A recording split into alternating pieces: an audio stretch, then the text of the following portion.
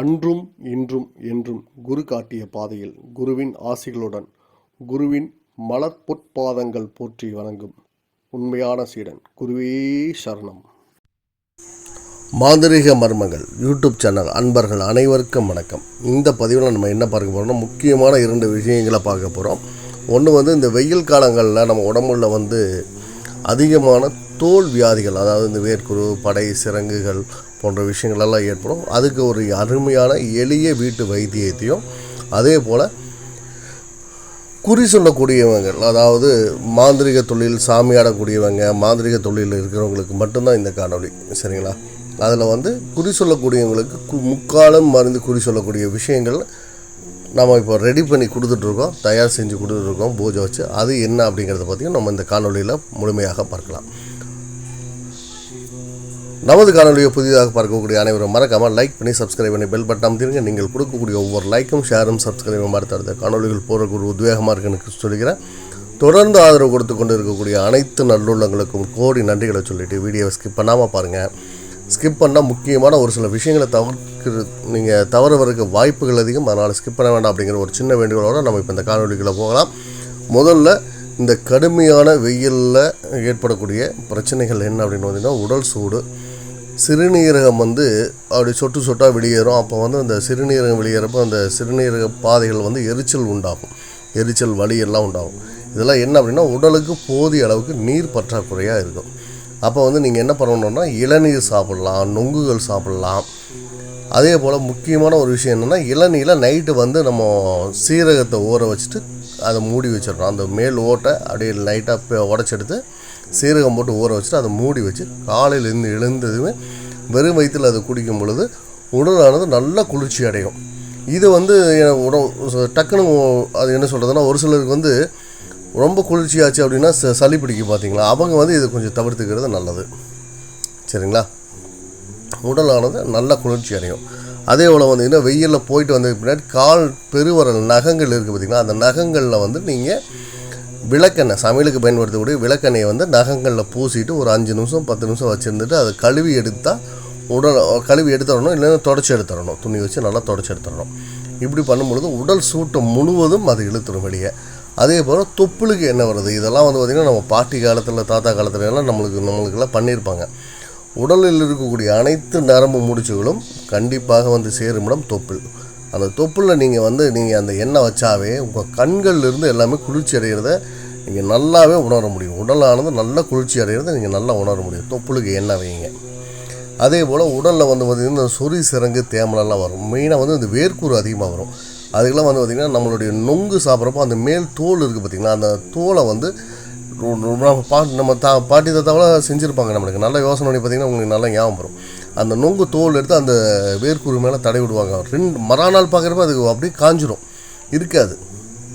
இதுபோல் நொங்கு தோள்களை நம்ம நொங்கு சாப்பிட்றப்போ அந்த தோள்களெல்லாம் நம்ம வீணாக கீழே தான் பண்ணுவோம். அதை எடுத்து நம்ம வேர்க்குரு இருக்கக்கூடிய இடங்கள்லாம் தடவலாம். மெயினாக தோல் வியாதி இருக்கக்கூடிய இடங்கள்லாம் தடவும் பொழுது அருமையான ஒரு நல்ல ரிசல்ட் கொடுக்கும்.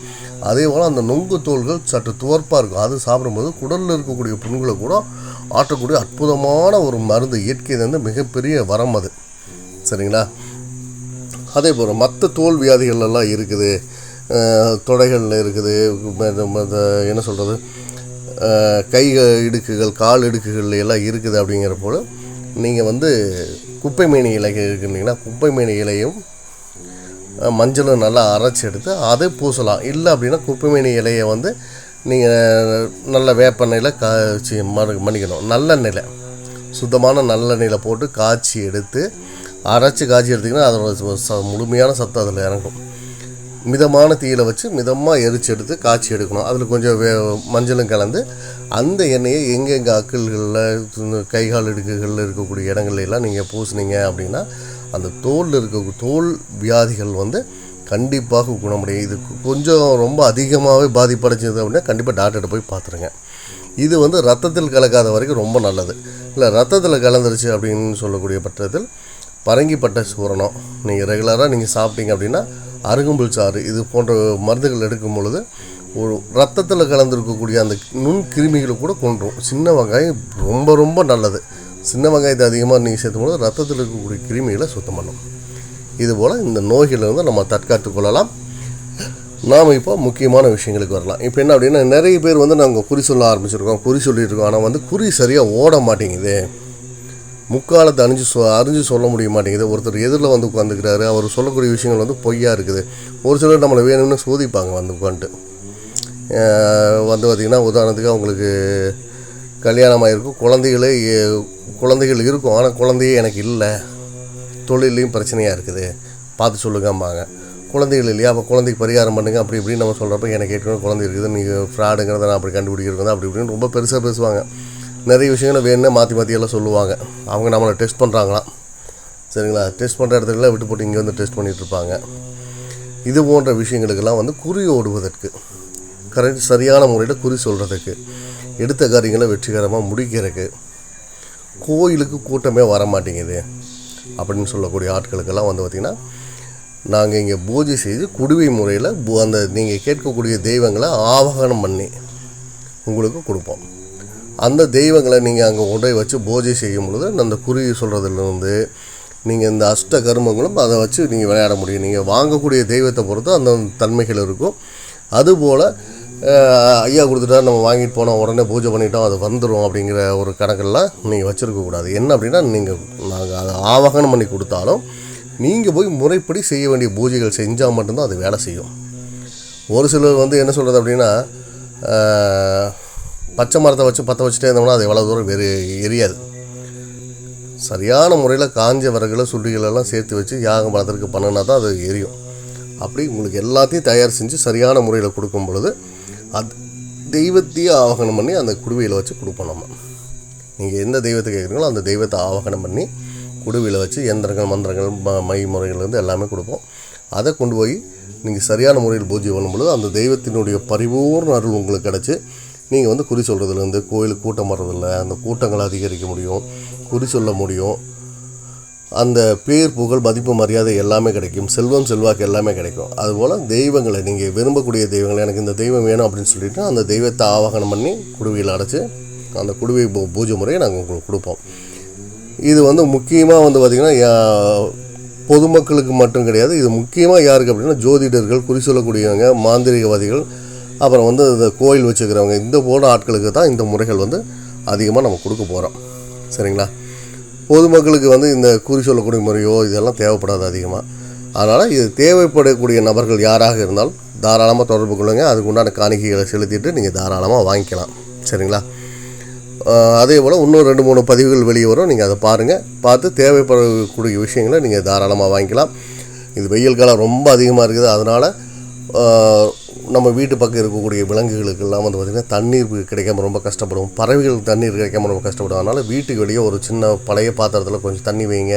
வீட்டுக்கு செவுத்தில் காம்பவுண்ட் வார்லாம் வந்து பார்த்திங்கன்னா கொஞ்சம் ஒரு சின்ன கிண்ணத்தில் தண்ணி வைங்க. உங்களால் முடிந்த தான தர்மங்களை செய்யுங்கள். இறைவனை நோக்கி நீங்கள் போகணும், காடு மலையெல்லாம் சுற்றணும், போய் கிரிவலம் சுற்றணும், மலையாக சுற்றணும், 7 மலைகள் 8 மலைகள் ஏறி இறங்கணுங்கிற அவசியமெல்லாம் கிடையாது. நீங்கள் தான தர்மங்கள் செய்யும் பொழுது இறைவன் உங்களை நோக்கி வர ஆரம்பிச்சிருவார். நம்ம இறைவனை நோக்கி போக வேண்டிய அவசியம் கிடையாது. இறைவனே நம்மளை நோக்கி வர வைக்கக்கூடிய ஒரு அற்புதமான வழி என்ன அப்படின்னா, தான தர்மங்கள் செய்வது. தன் மக்கள் அவங்கள சந்தோஷப்படுத்தி, அந்த ஏழையின் சிரிப்பில் இறைவனை காணலாம் அப்படிங்கிறத அவங்கள சந்தோஷப்படுத்தி, இப்போ அந்த சந்தோஷத்தில் தான் இறைவன் நம்மளுக்கு நல்லாவே தெரிவார். அது நீங்கள் அது ஒரு மிகப்பெரிய ஒரு போதை. நீங்கள் அதை செஞ்சு பார்த்துட்டீங்க ஒரு தடவை, நீங்கள் தான தர்மங்கள் செஞ்சு அந்த சந்தோஷத்தை அனுபவிச்சிட்டிங்க அப்படின்னா மீண்டும் மீண்டும் செஞ்சுக்கிட்டே இருப்பீங்க. புரியுதுங்களா? உங்களால் முடிந்தவரை தான தர்மங்கள் ஏழை எளியோர்களுக்கு பண்ணுங்கள். படிக்க முடியாத குழந்தைகளுக்கு உதவி செய்யுங்க. கால்நடைகளுக்கு, விலங்குகளுக்கு, பறவைகளுக்கு உதவி செய்யுங்க. யாருக்கும் முடிந்தவரை தொல்லை தராமல் நல்ல ஒரு வாழ்க்கையை வாழுங்க. அனைத்து விதமான சுகபோக வாழ்விலையும் சகல செல்வமும் செல்வாக்கும் மதிப்பும் மரியாதையும் கொடுக்க வேண்டும் என்று அன்னை ஸ்ரீ மகாபத்ரகாளி பிரத்திங்கிறாதை இப்படி கேட்டுக்கொண்டு அடுத்த ஒரு சிறந்த காணொளியில் உங்களை சந்திக்கும் முறை உங்களிடமிருந்து விடைபெறுவது உங்கள் சிவா. நன்றி, வணக்கம்.